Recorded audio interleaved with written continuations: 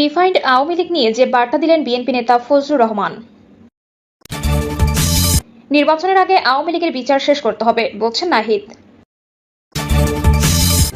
জানাবো আব্দুল হামিদের দেশ থেকে প্রশ্নবিদ্ধ সরকার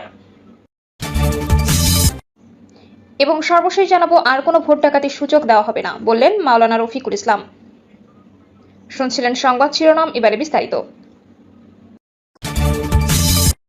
রিফাইন্ড আওয়ামী লীগ নিয়ে যে বার্তা দিলেন বিএনপি নেতা ফজলুর রহমান। বীর মুক্তিযোদ্ধা ও বিএনপি চেয়ারপারসনের উপদেষ্টা ফজলুর রহমান এক সময় আওয়ামী লীগের কেন্দ্রীয় নেতা ছিলেন। শুধু তাই নয়, কেন্দ্রীয় ছাত্রলীগের সেক্রেটারি ও সভাপতির দায়িত্ব পালন করেছেন। তিনি জনপ্রিয় বক্তা হিসেবে সব মহলে পরিচিত। দীর্ঘদিনের আওয়ামী লীগের রাজনীতি করে অবহেলার শিকার হয়ে পরবর্তীতে কৃষক শ্রমিক জনতা লীগে যোগ দেন। 2001 সালে বিএনপিতে যোগ দিয়ে কিশোরগঞ্জ জেলা শাখা সভাপতি পদ পান। বর্তমানে তিনি বিএনপি চেয়ারপারসনের উপদেষ্টা হিসেবে রয়েছেন। ছাত্র জনতার অভ্যুত্থানে ক্ষমতাচ্যুত আওয়ামী লীগকে রাজনীতিতে ফিরিয়ে আনতে সেনা প্রশাসন চাপ দিচ্ছে বলে দাবি করেন জাতীয় নাগরিক পার্টি এনসিপি দক্ষিণাঞ্চলের সংগঠক হাসনাত আব্দুল্লাহ। অভ্যুত্থানে নেতৃত্ব দেওয়া বৈষম্য বিরোধী ছাত্র আন্দোলনের সাবেক এই সমন্বয়ক 21 মার্চ রাত 2টার দিকে এক ফেসবুক পোস্টে লেখেন, 11 মার্চ দুপুর 2টায় তিনি সহ 3 জনের কাছে সেনানিবাস থেকে রিফাইন্ড আওয়ামী লীগকে রাজনীতিতে পুনর্বাসনের প্রস্তাব দেওয়া হয়। বীর মুক্তিযোদ্ধা ফজলুর রহমান বলেন, রিফাইন্ড আওয়ামী লীগ হবে বলে আমি মনে করি না এবং হওয়ার প্রয়োজন আছে বলে সেটাও মনে করি না। রিফাইন্ড আওয়ামী লীগ হতে হলে যে ধরনের পরিবেশ পরিস্থিতি দরকার এটা বাংলাদেশে এখন নেই। গত 15 বছরে আওয়ামী লীগ নিজেদের দেশের যে ক্ষতি করেছে সেই নেতৃত্ব ক্ষতি বা সর্বনাশের সঙ্গে যুক্ত, তারা আর রাজনীতিতে ফিরে আসতে পারবে বলে মনে করি না।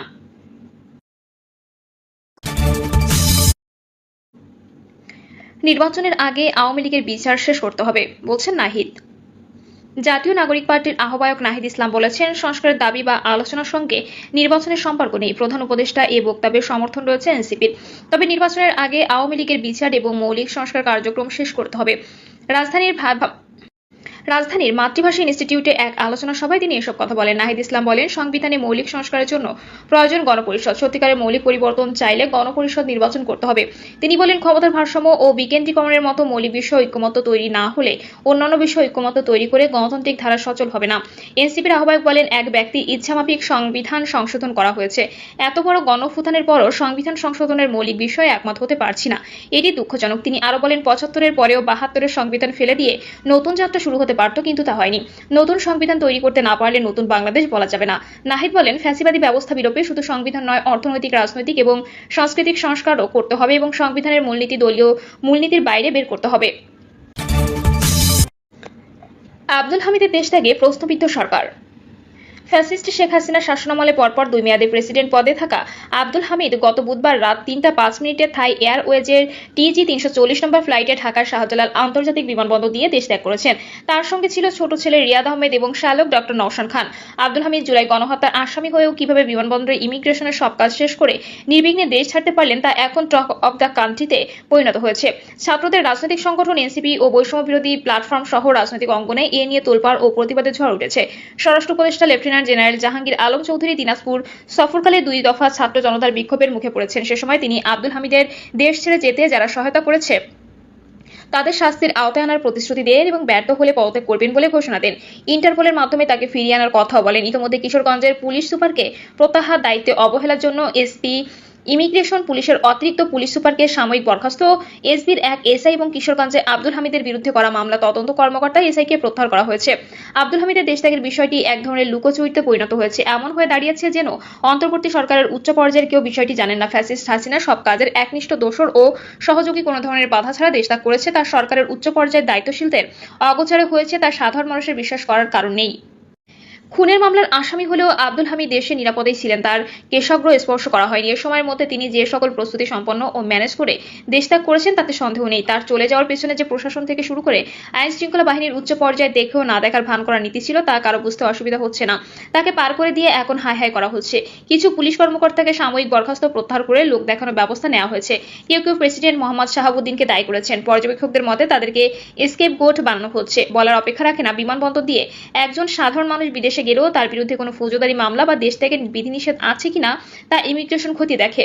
ওই ব্যক্তি সম্পর্কে তাদের কাছে সব ধরনের তথ্য থাকে। আব্দুল হামিদের বিরুদ্ধে খুনের মামলা রয়েছে, এটা দেশের মানুষ জানে। ইমিগ্রেশনের দায়িত্বরত ও একাধিক গোয়েন্দা সংস্থার লোকজন জানবে না তা অবিশ্বাস্য। তবে এক্ষেত্রে তারা জানলেও উচ্চ পর্যায়ের নির্দেশ পেলে তাদের করার কিছু থাকে না।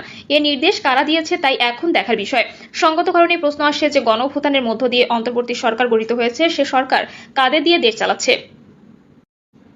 প্রশাসনে কারা আছে? স্বরাষ্ট্র উপদেষ্টা, আইজিপি ও প্রধান উপদেষ্টা বিশেষ সহকারী স্বরাষ্ট্র মন্ত্রণালয়ের মোহাম্মদ খুদাবক্স চৌধুরী বা কি করেছেন? তারা কি জানতেন না? অন্যদিকে ডিজিএফআইও তার ব্যর্থতা এড়াতে পারে না, কিংবা জেনেও পদক্ষেপ নেয়নি। পর্যবেক্ষকদের মতে এই ঘটনা প্রধান উপদেষ্টা ডক্টর মোহাম্মদ ইউনূসের না জানার কারণ নেই। অন্তর্বর্তী সরকারের বিরুদ্ধে বরাবরই অভিযোগ রয়েছে যে ফ্যাসিস্ট শেখ হাসিনার ১.৫ দশকে সাজানো প্রশাসনকে পুরোপুরিভাবে নিজের আয়ত্তে আনতে পারেনি। তার দোসর কর্মকর্তারা বহাল তবিয়তে রয়ে গেছেন। অন্তর্বর্তী সরকার তাদের দিয়ে কাজ চালিয়ে যাচ্ছে। যদি এই অবস্থায় প্রশাসন চলে তাহলে ফ্যাসিস্টের দোসরাই প্রকৃতপক্ষে দেশ পরিচালনা করছে এবং তাদের কারসাজিতে আওয়ামী লীগের অপরাধীরা নির্বিঘ্নে দেশ ছেড়ে যাচ্ছে, তা বলতেই হবে। ৫ই আগস্টের পর সেনাবাহিনীর আশ্রয়ে থাকা আওয়ামী লীগের মন্ত্রী ও শত শত নেতা এভাবে দেশ ছেড়ে পালিয়েছে। গত বৃহস্পতিবার এক আলোচনা সভা ও দোয়া মাহফিলে বিএনপির মহাসচিব মির্জা ফখরুল ইসলাম আলমগীর অভিযোগ করে বলেছেন, প্রশাসনের শীর্ষ পর্যায়ে এখনো ৯০% ফ্যাসিবাদের দোসর। ছাত্রদের সংগঠন এনসিপিও এ ধরনের অভিযোগ করে আসছে। ডক্টর মোহাম্মদ ইউনূস সরকারের উপদেষ্টা পরিষদে উপদেষ্টাদের নিয়েও নানা সমালোচনা রয়েছে, যা উপদেষ্টা পরিষদের বেশিরভাগই এনজিও বা ভাড়া করে আনা সদস্য। এমনকি দ্বৈত নাগরিক দিয়ে সংস্কার কমিশন গঠন করা নিয়েও সমালোচনা রয়েছে। গতকাল ইংরেজি দৈনিক নিউ এজ এর লিড স্টোরিতে প্রধান উপদেষ্টা ডক্টর মোহাম্মদ ইউনূসের রাষ্ট্রীয় সুবিধা ব্যবহার করা নিয়ে সমালোচিত হওয়ায় নানা তথ্য উঠে এসেছে। তিনি এবং তার প্রতিষ্ঠিত প্রতিষ্ঠান গ্রামীণের বিভিন্ন সুবিধা লাভের জন্য গ্রামীণ বিশ্ববিদ্যালয়ের অনুমোদন, গ্রামীণ এমপ্লয়মেন্টের জনশক্তি রপ্তানির লাইসেন্স পাওয়া, গ্রামীণ টেলিকমের ডিজিটাল ওয়ালেটের অনুমোদন, গ্রামীণ ব্যাংকের ট্যাক্স সুবিধা লাভ ইত্যাদি প্রতিবেদনে তুলে ধরা হয়েছে। এছাড়া ডক্টর মোহাম্মদ ইউনূস ক্ষমতায় আসার পরপরই তার ও তার সহযোগীদের বিরুদ্ধে করা শ্রম আইন লঙ্ঘন এবং মানি লন্ডারিং মামলা যথাযথ আইনি প্রক্রিয়া না মেনে ডিসমিস করে দেয়া নিয়ে প্রশ্ন তোলা হয়েছে। আইন বিশেষজ্ঞ ও পর্যবেক্ষকরা মনে করছেন, ক্ষমতায় থেকে নিজে ও নিজের করা প্রতিষ্ঠানের সুযোগ সুবিধা লাভ ও সরকারের নিজের লোকদের বসিয়ে স্বজনপ্রীতির কারণে ডক্টর মোহাম্মদ ইউনূসের জনপ্রিয়তা ও বিশ্বাসযোগ্যতা দ্রুত কমছে। অন্তর্বর্তী সরকারের 10 মাস চলছে। গণঅভ্যুত্থানে ফ্যাসিস্ট শেখ হাসিনার পতন ও পালিয়ে যাওয়ার পর বিপুল জনসমর্থন নিয়ে জন আকাঙ্ক্ষা পূরণে যে ধ্বংসস্তূপের মধ্যে দাঁড়িয়ে সরকার দায়িত্ব গ্রহণ করেছে, সে আকাঙ্ক্ষা পূরণ করতে পারেনি। মানুষের জীবনযাপন সহজ ও আয় বৃদ্ধি করা, কর্মসংস্থান ব্যবস্থা করা, বেকারত্ব কমিয়ে আনা, ব্যবসা বাণিজ্য ও আমদানি রপ্তানি সহজ করা, শিল্প কারখানার উৎপাদন বৃদ্ধিতে সহায়তা করা, কারখানা বন্ধ হওয়া ঠেকানো, বিনিয়োগ বৃদ্ধি সহ সার্বিক অর্থনীতিকে শক্ত ভিতের উপর অন্তর্বর্তী সরকার দাঁড় করাতে পারেনি। উল্টো এর সবকিছু সূচকই নেতিবাচক দিকে ধাবিত। দারিদ্র্যসীমা আরও নিচে নেমেছে। সরকারের এদিকে মনোযোগ আছে বলে মনে হয় না। এতে সরকারের উপর থেকে জনসাধারণের আস্থা কমে যাচ্ছে। তারা ক্ষুব্ধ ও হতাশ হচ্ছে। উপদেষ্টাদের খুব কমই রয়েছে যারা সিগনিফিকেন্ট বা দৃশ্যমান কৃতিত্ব দেখাতে পেরেছেন। যতই দিন যাচ্ছে সরকারের ইমেজ ও পারফরম্যান্সের সূচক নিম্নগামী।